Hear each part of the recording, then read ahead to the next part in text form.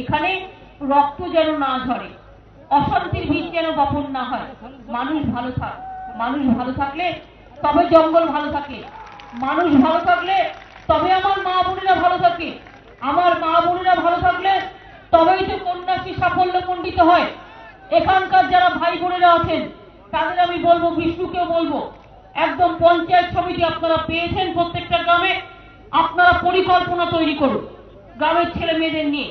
এখানে কি করে ভালোভাবে দোকানঘাট হতে পারে, এখানে কি করে অনেক টুরিস্ট আসতে পারে, এখানে কি করে আপনার ব্যবসা বাড়তে পারে, এখানে কি করে চাকরি বাকরি তৈরি হতে পারে, এখানকার লোক বেশি করে 100 দিনের কাজ করবে, কারো ঘরে কোনো অভাব থাকবে না, কাউকে ভিক্ষা করে খেতে হবে না, নিজে নিজের অধিকারে করে খাবেন এবং তারা সুন্দর থাকবেন। আমি অনাহার অর্ধাৎ দেখতে চাই না, আমি দেখতে চাই আপনারা ভালো থাকুন।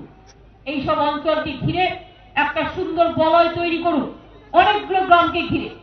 এবং আমি আমার জেলা পরিষদের সভাধিপতিকেও বলবো যে এখানে এসে মাঝে মাঝে এদের সাথে মিটিং করে কাজগুলো করতে হবে। আমি জানি কেউ হয়তো উন্নয়নের জন্য আসবে, কেউ হয়তো বাইরে থেকে গুন্ডামি করে এলাকা নষ্ট করতে আসবে। মা বোনেরা জেনে রাখবেন, ঘরে শান্তি থাকলে ছেলেমেয়েরা ভালো থাকে, শান্তি না থাকলে, মনের শান্তি না থাকলে কোনো কিছু ভালো থাকে না।